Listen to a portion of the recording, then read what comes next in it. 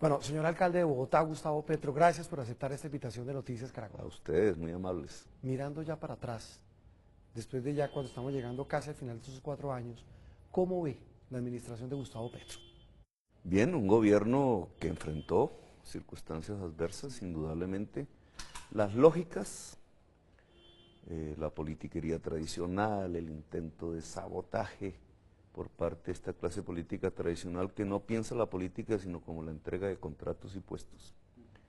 Y no puede discutir libremente proyectos y propuestas. Y si uno pregunta hoy cuál es el principal logro de la administración de Gustavo Petro, para usted cuál es, de la Bogotá humana. Bueno, en esos dos contextos, tanto el negativo como el positivo, ¿qué es lo que específicamente logra la administración?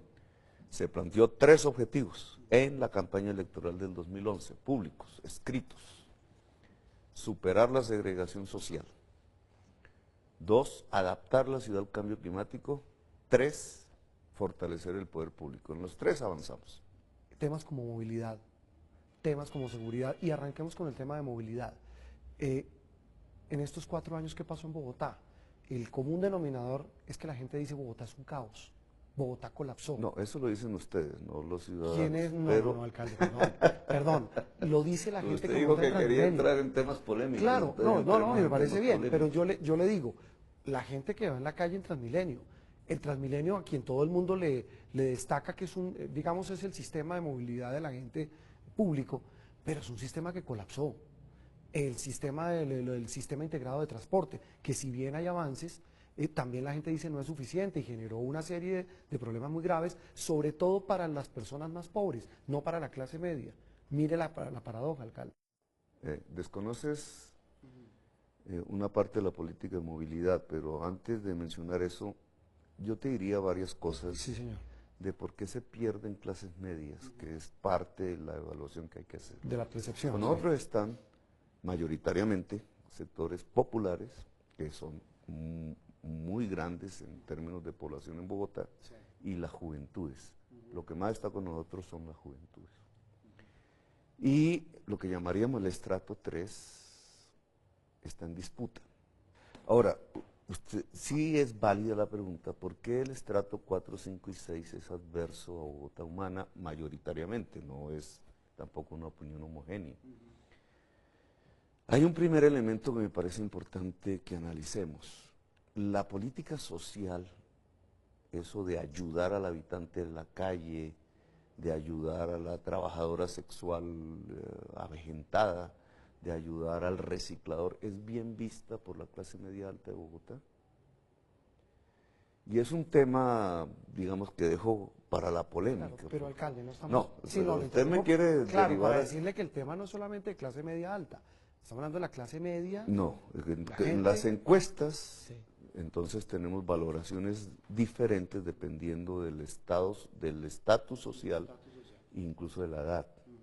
Entonces, si en la clase media alta hay un problema básico, y es que no capta que es beneficiosa para ella el que se incluya a los sectores tradicionalmente excluidos dentro de la economía, la política, la sociedad bogotana. No lo ve bien, y eso me parece una falla. Usted podrá decir, la falla es de ustedes, la administración, porque no han hecho la pedagogía adecuada, y es probable. Pero es un tema que tiene que variar si queremos construir una sociedad democrática y pacífica. Pero alcalde, me deja interrumpirle un segundo, es que... ¿Usted quiere que vaya a hablar de los buses? No, es sobre eso. Es que yo creo que a nadie le desagrada o le disgusta que se le ayude a las personas menos favorecidas. Usted piensa que a nadie, y yo también lo pensaría. Entonces, pero no es así. ¿por qué no es así? Y la prueba de eso está en el programa que construimos de víctimas, de vivienda para víctimas, en los lotes que tenía dispuestos el distrito para parqueaderos, algunos de los cuales estaban en 85 y el norte de la ciudad. Fíjese que destruyeron la política. ¿Quién la destruyó? Bueno, empezó por un concejal, un juez le hizo caso, pero realmente detrás de ellos había un componente social, de vecinos que se levantaron Lo de las casas ubicadas en los... edificios, porque se iban a hacer edificios para arrendarle vivienda, ni siquiera a los pobres, sino a las víctimas de la violencia. Hablemos de movilidad. Entonces, la movilidad implica un cambio de paradigma. Es lo que ha propuesto Bogotá Humana y es duro. ¿Cuál es ese cambio de paradigma? Es duro aceptarlo, pero yo creo que no hay otra opción. Hay una parte de la sociedad bogotana que cree que la movilidad es poder andar en el carro, por donde quiera, a las horas que quiera y a la velocidad que quiera. Y que entonces la ciudad se tiene que adecuar toda, así haya que tumbar casas, barrios, ampliarla, expandirla, etcétera, a que eso se pueda lograr. Y hay una presión social sobre el presupuesto para que lo que se creen serían las obras que permitirían eso, que también es una ilusión falsa, se hagan. Y entonces no importa el colegio, no importa el hospital, no importa si pintamos o mejoramos el hábitat. Sí importa, pero que también haya vías. Digamos, las dos cosas, digamos una alcalde. priorización, ¿cierto? Es una priorización mental donde dice lo importante aquí es la autorruta para el carro. Ninguna ciudad moderna está en eso. Sobre eso se pueden sacar excusas, ¿no? Es que las otras sí tienen metro y nosotros no, pues. Pero ninguna ciudad moderna en el siglo XXI cree que las ciudades se construyen alrededor del carro y que la movilidad no es eso.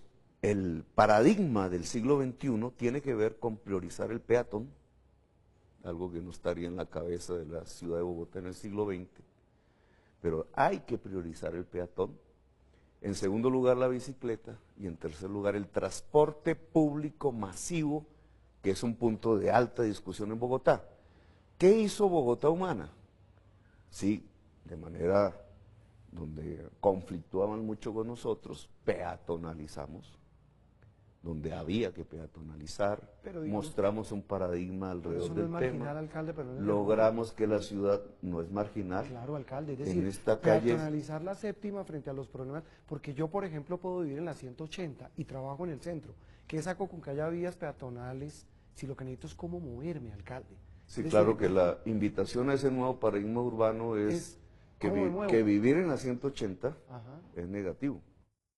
No, pero yo qué culpa tengo de vivir en la No, tú 180, no tienes alcalde? la culpa, pero sí Y tengo que venir al centro a trabajar. sí quienes dirigieron la ciudad, y tú Ah, estás pero hablando eso es con otra un cosa. alcalde. Pero digamos que... Entonces, lo que unos alcaldes hicieron, claro, la ciudad la agradaron. articulados a unos intereses económicos de especulación inmobiliaria, que mucha gente terminara viviendo allá donde tú dices. Y ahí viene mi pregunta, que es la que le repito, ¿qué culpa tiene la gente? Y entonces se dañó la movilidad. Por eso. Y entonces no comprendimos que un mal urbanismo trae una mala movilidad. Ahora, tú me dices, entonces no importa la No, peatonalización del seguramente centro. sí importa, pero ¿qué Sí hacemos para poner la importa, gente de la sí, 180 acá? bueno, sí importa si tenemos más gente viviendo en el centro.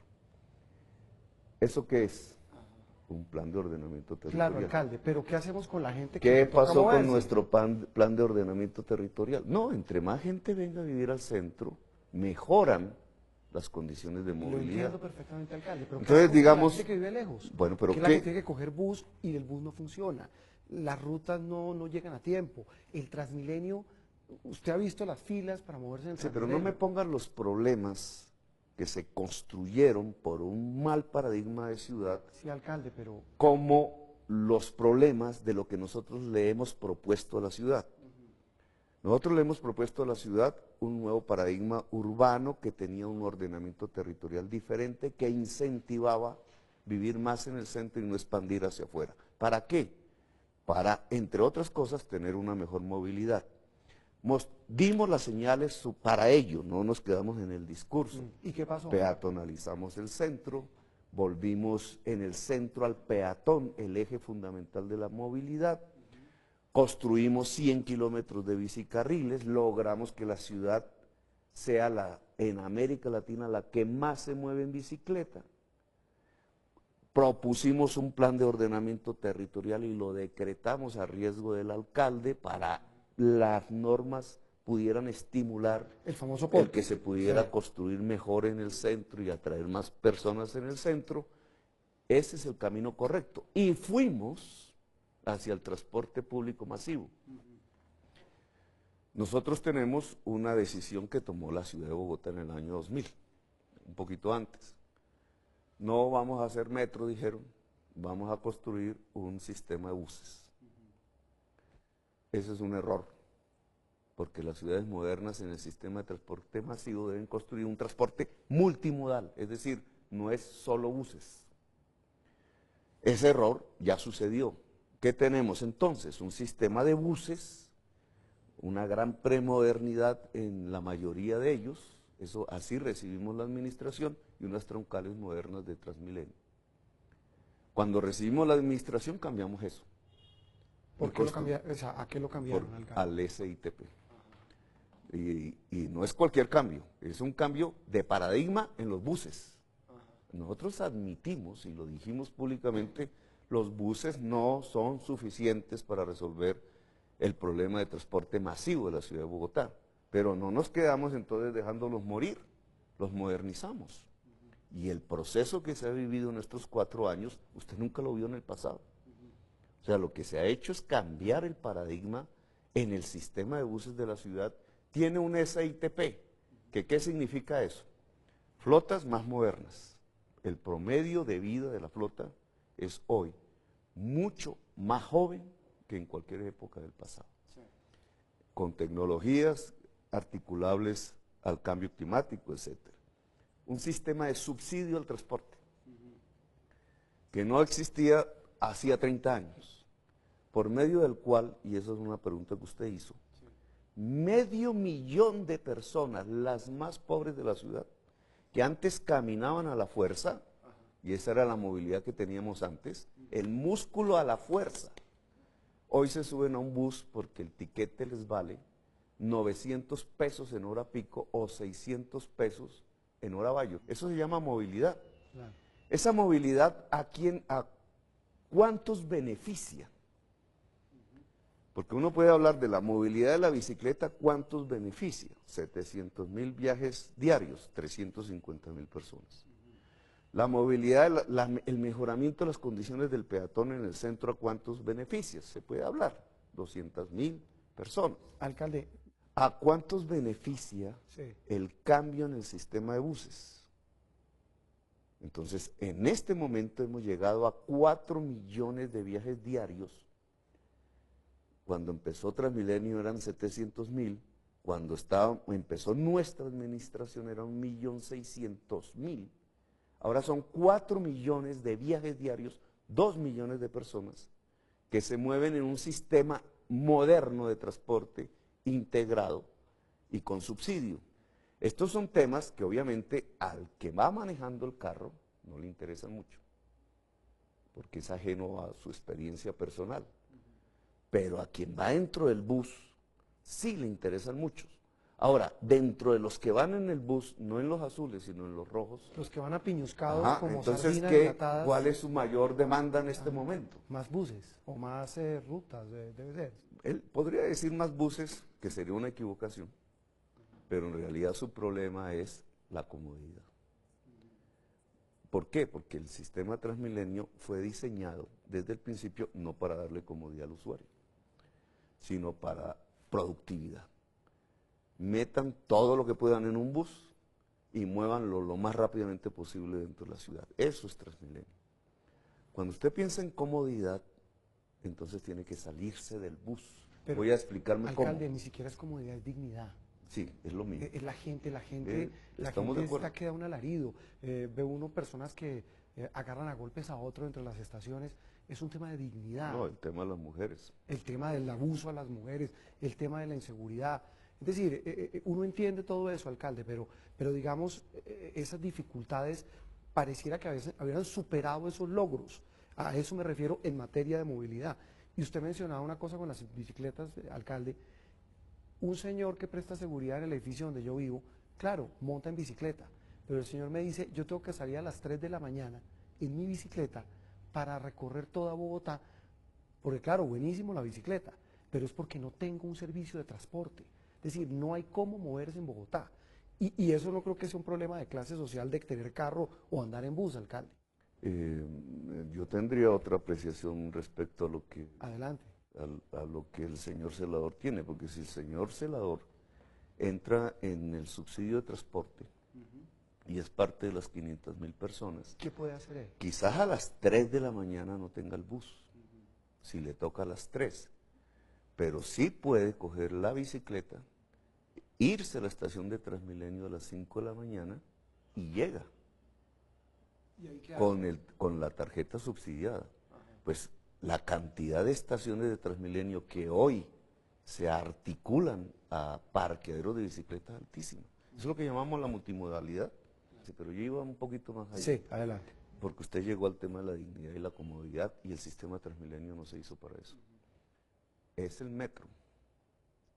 Es la respuesta que Bogotá debió haber dado en 1950. En el año 2000, para no ir tan atrás, en el año 2000 tuvimos la oportunidad. Y a alguien se le ocurrió decir que el metro no servía y que lo que servía eran los buses. Ese es el peor error de la ciudad de Bogotá en el siglo XXI. Claro que necesitamos el metro.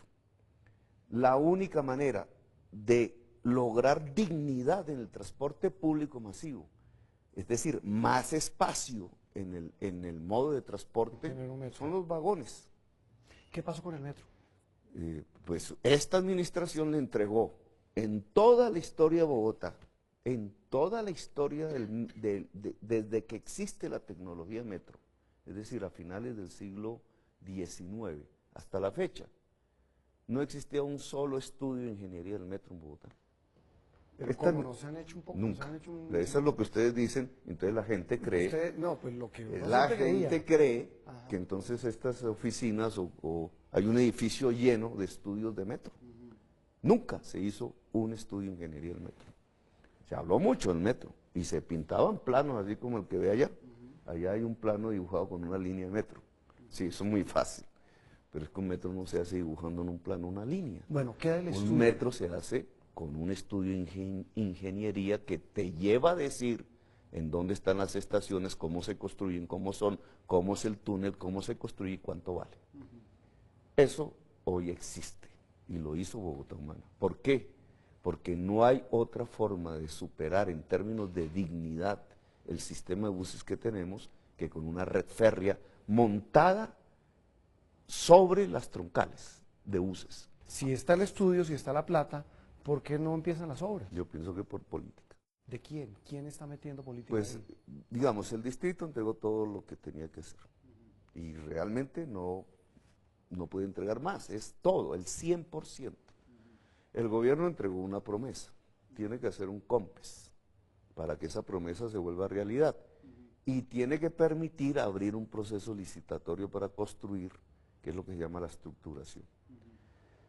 El COMPES no lo ha convocado, está esperando después de elecciones, es decir, está esperando a ver quién es el nuevo alcalde o alcaldesa. Para definir qué pasa. Eso se llama política. Puede ser válido, ¿no? Porque puede ser razonable esperar a ver quién va a ser. ser. Política es que depende de quién quede el alcalde, miran a ver qué hace. Pues es una decisión del gobierno al cual yo no pertenezco. Yo soy parte del Estado, pero no soy el gobierno nacional. Alcalde, Ahora, sí. en la estructuración, que es lo que realmente permite empezar la licitación para construir, duraron 6 meses en financiar por 5.000 millones de pesos a la firma que está haciendo la estructuración. Puede uno decir, y nos tocó a nosotros poner otra vez la plata, puede uno decir, girar 5.000 millones de pesos en el gobierno nacional y demorarse 6 meses para hacerlo, ¿es por una razón técnica o es por una razón política? Ahora, independientemente de cuáles sean los móviles del gobierno, porque lo cierto es que hay que desatar un movimiento ciudadano de enorme magnitud en Bogotá para que no se vuelva a pasar la oportunidad de hacer el metro en Bogotá.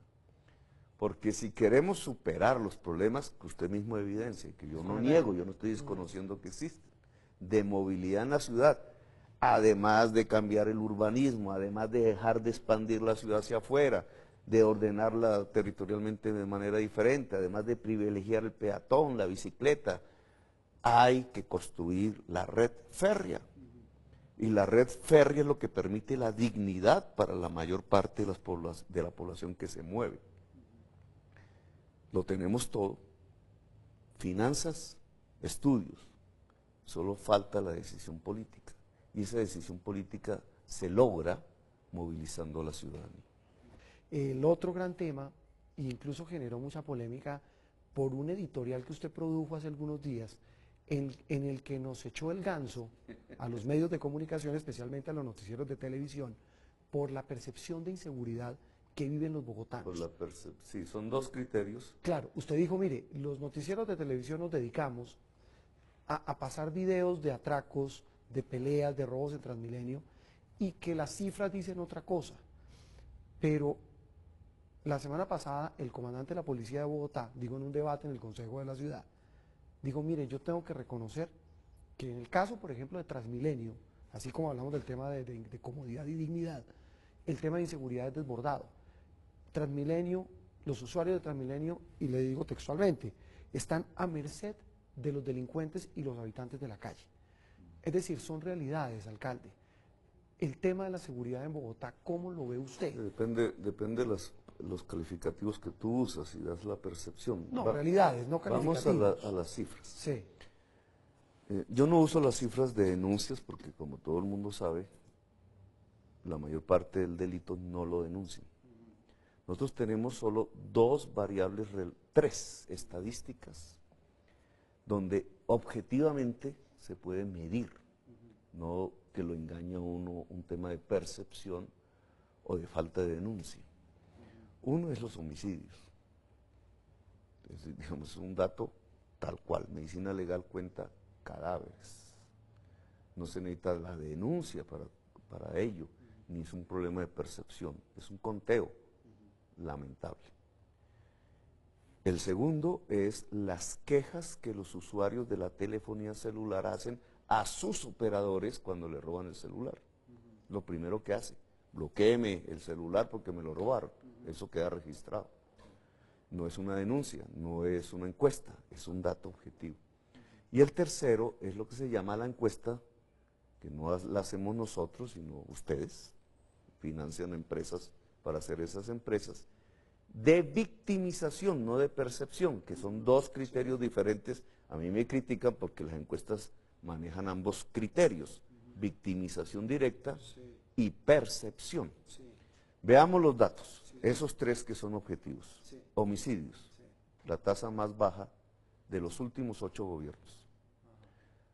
La tasa más baja de las capitales de Colombia, excepto Tunja y Leticia. La tasa más baja de las capitales de América Latina. Hace mucho que Bogotá salió de las 50 ciudades más violentas del mundo.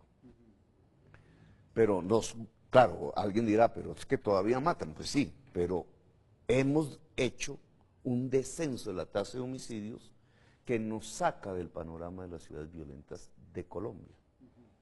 Eso es reconocido, eso es valorado, eso no debería ser parte de la formación de una percepción de seguridad.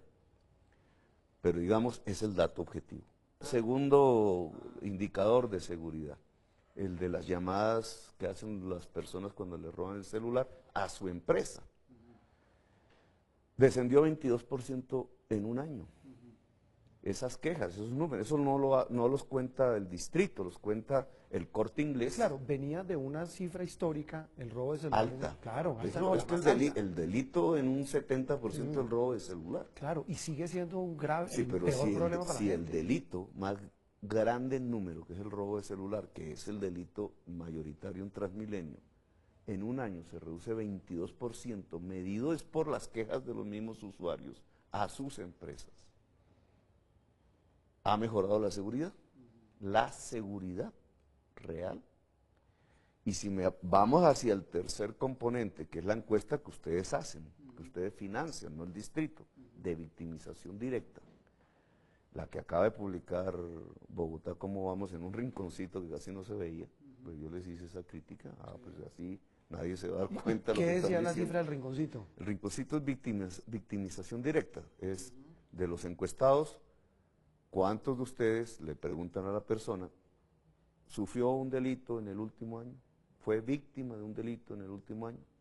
Eso lo han hecho en los últimos años. No le están preguntando si denunció o no, no le están preguntando si percibe la ciudad insegura, le están diciendo directamente, ¿usted sufrió un delito en el último año? ¿Y qué dice ese numerito? En el año 2009 dio el 39% de la población. ¿Sabe cuánto dio este año? El 20%. ¿20% es alto? Sí. ¿Cómo es en Londres? El 21%. Pero reducir la tasa de victimización, es decir, la cantidad de la población que es víctima de un delito en la ciudad de Bogotá del 39 al 20%, sin falsos positivos, sin cárceles, sin fusiles, sino con política social, es uno de los grandes éxitos de política de seguridad humana que se ha construido en América Latina. Sí, alcalde. Ahora usted me preguntará, bueno, y si cae ese indicador, que no lo hacemos nosotros, lo hacen ustedes, ¿por qué la percepción se dispara? La percepción no, la gente, alcalde. Sí, es que la percepción es en la gente. Y la gente no ¿Por son qué fantasmas, la, la gente habla, ¿por qué denuncia. la percepción de inseguridad se dispara en la ciudad de Bogotá? ¿Eso qué significa? Que de acuerdo a la misma encuesta, mientras se reducen las víctimas de delito al 20% de la población, se eleva al 59% de la población la sensación de que la ciudad es insegura. 59.6, sí. ¿Cierto? Esos son los datos. ¿Vio la cifra de las riñas, alcalde? Bueno, El ¿por fin de qué? semana pasado, una riña por minuto, alcalde. Es decir, No me contestaste la pregunta, no, pero, porque es que lo estoy entrevistando pero yo. también las riñas, Y es que lo que le estoy diciendo, alcalde, las riñas también me dan un... Claro, La seguramente, pero noticia son- en el periódico El Tiempo, puede que a usted, pero perdón, alcalde, perdón, me interrumpo y le complemento para Sí, que sí, me no, a hablar, bien y no puede, faltaba. bien puede. Pero digo, es decir, estamos viendo riñas, estamos viendo atracos en Transmilenio. Es decir, mucha gente no estás denuncia. viendo homicidios. La misma encuesta de Bogotá, como vamos, y las de Mala, de la Cámara de Comercio, los estudios que hace la Universidad de los Andes, dice que casi el 70% de la gente no denuncia, es porque no cree en la justicia. El mismo comandante de la policía de Bogotá dice, ¿para qué capturamos ladrones si a los 2 días los dejan libres? No, y es cierto, pero Es no, decir, no, y eso tú me es- quieres quitar claro. un poco hacia dónde iba. No. Pero vamos a poner el Pero es caso un de las... argumento para decirle que el tema no es una percepción. El Vamos. tema es que la gente se siente insegura porque a la gente la roban. Sentirse inseguro. A ver, volvamos Sí. a lo que estaba diciendo, a ver si no me he hecho comprender bien. Sí. Si la encuesta que ustedes pagan, Ujú. que lleva muchos No, años esa en no es Bogotá. nuestra, esa es de Sí, otro yo medio, sé, sí. de otro medio, Sí, esa no es de nosotros. hablo de los medios. La Ajá. encuesta que los medios y los empresarios pagan. Dice, los grandes empresarios, dice, se redujo la victimización del 39 al 20. Pues el 20 no significa que se acabó el delito, sino que disminuyó, Bajó. ¿cierto? Eso debería tener un correlato si se contara, si la gente lo supiera. Y es que debería disminuir también la percepción de inseguridad. Sin embargo, ocurre lo contrario. Y ocurre lo contrario, ¿por qué? Por la manera como se cuenta el tema de la seguridad en la ciudad de Bogotá. Cuando hablo de contar, estoy hablando de medios, pero también incluyo a la administración. Es decir, ¿por qué la ciudadanía no cree que es cierto que cayó la victimización a la mitad?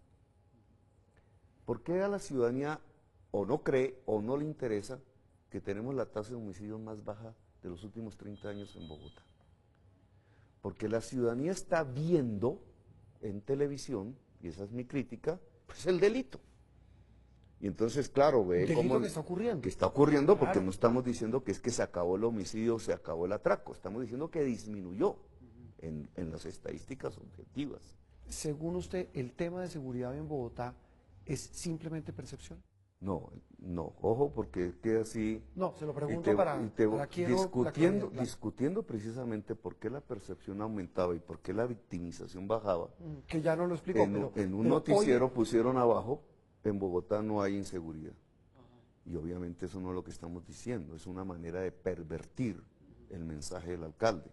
Lo que estamos diciendo es que los principales delitos en Bogotá, tanto por gravedad, el homicidio, como por número, el hurto, vienen disminuyendo y comparado con el 2009, hoy son la mitad.